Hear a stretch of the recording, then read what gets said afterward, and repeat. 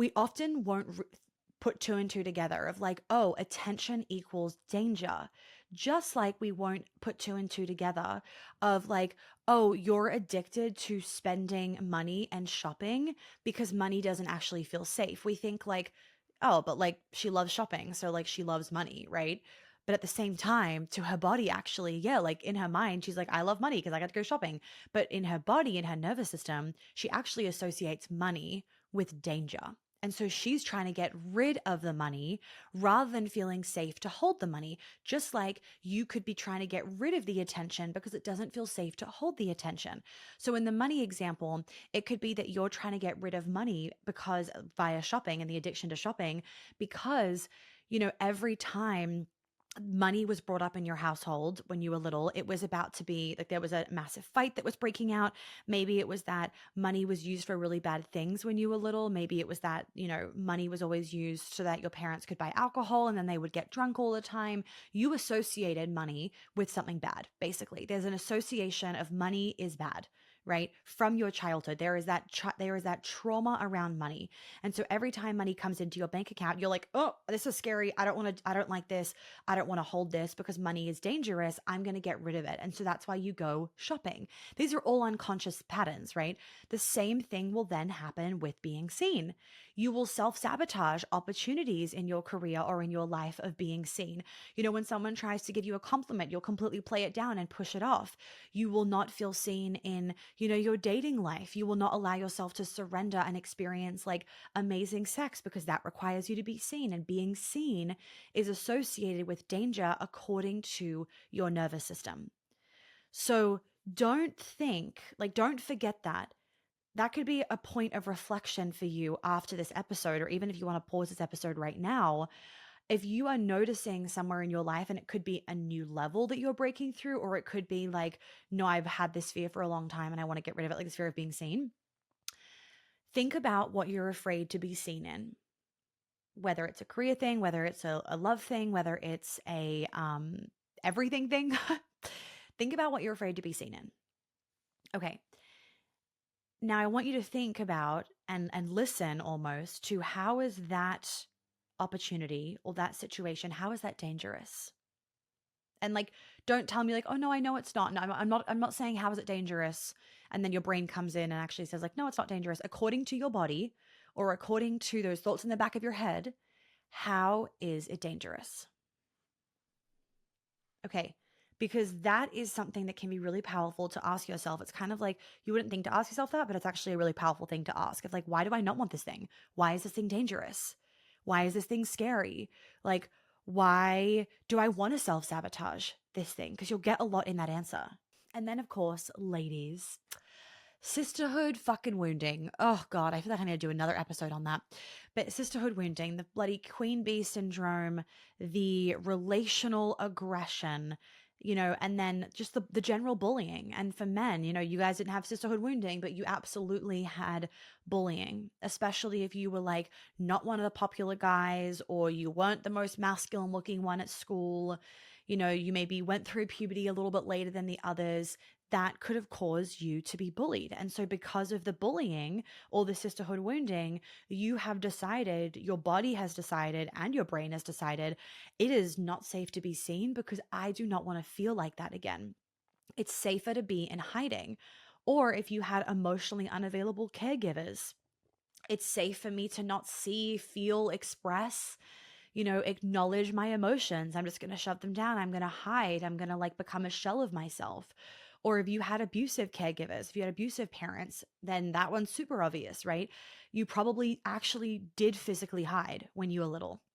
And so that's going to then translate later on in life of as soon as things feel a little bit too much for your nervous system, your default is hide. And so that can then, the fear of being seen not only just affects us from, having an amazing love life and career and friendships and all that, it also affects us in expanding our life because you do not, when you come up on that edge where you're about to go outside your comfort zone and it feels kind of scary and you're like, oh, I really want to do it, but I'm also really scared.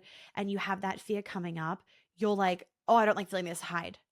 Because your nervous system has associated that fear with I have to hide because of your past.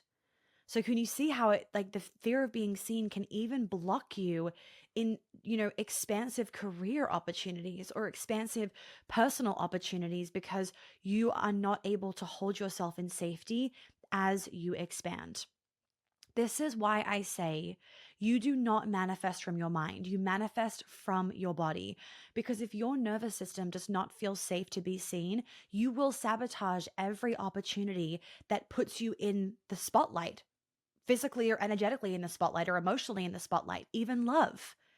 Your nervous system cannot differentiate between emotional danger and physical danger. It cannot differentiate between a danger that happened 10 years ago and a danger that happens now until you have released that trauma from what happened 10 years ago and you've rewired your nervous system.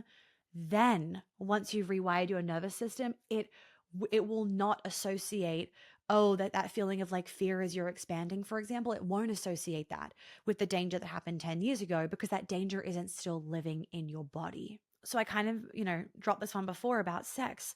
Being seen and expressing emotions, especially big emotions, and surrendering in sex requires you to be seen. And so if your body doesn't feel safe being seen, if your body isn't regulated, and I don't mean, oh, you have to do like 50 tools to be regulated. No, no. If you have not released the trauma and therefore your body is in a natural state of regulation where you don't have to do anything to make it regulated. That's what I'm talking about when I say regulated. You will then think this is a threat. Being seen as a threat, expressing emotions is a threat, especially big emotions, surrendering sex is a threat. That's what your body will say. Even just with the expressing emotions, you know, it's funny how there's like this catch 22 with this work. And the catch 22, and I've done an Instagram post on it. We'll link it below, actually. It'll be a past Instagram post, but that way you can look at the diagram that I'm talking about. And this diagram is the worthiness cycle. Or actually, I think we have this in a blog post. So we'll do the blog post. So it's like just bigger on your screen. So, and for those that don't have Instagram. So I have this thing that I've created called the worthiness cycle.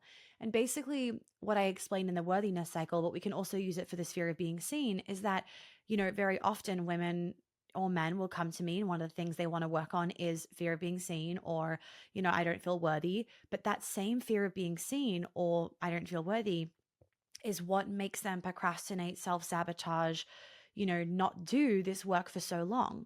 It's what will make women feel like, oh, I don't want to be seen, so I'm not going to come to Monica's 3-day immersion because then I'll really, really, really be seen. Yeah, you will be seen, but in such safety.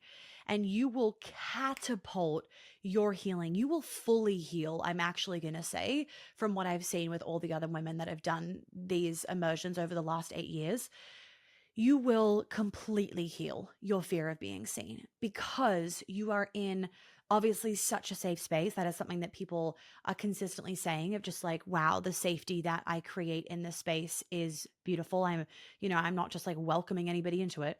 And that safety in being seen plus the trauma healing and the release is going to allow you after those 3 days to feel fully safe in your body being seen. I would even argue more than Queen Alchemy because you can obviously with Queen Alchemy, you can obviously hide behind a computer, right? And I can only, help you so much. You have to help yourself. Whereas if you come in person, it's like you cannot unless you don't come to the event, you cannot unless you buy your ticket and don't come, you cannot self-sabotage because you're there in the room. And when every other woman is fully in her feels and going for it and in the rage, and we'll get into that in a second, it is such an invitation and so much permission for you to go there as well. Like I'm just getting so excited thinking about it. It's truly just like, oh, there's so much work to put on, but they are truly the best things, the in-person. Oh my God, they're so good. Anyway, so I have goosebumps. So, expressing emotion, being seen, if that's your fear, that same fear that you want to work on can also be the reason why you then don't sign up to do the things. Same with, I want to feel worthy for the life of my dreams. That lack of worthiness can also be the same reason why you don't go and do the work. So I say this so that you can actually be aware of how you can be self-sabotaging yourself through the exact thing that you want to work on.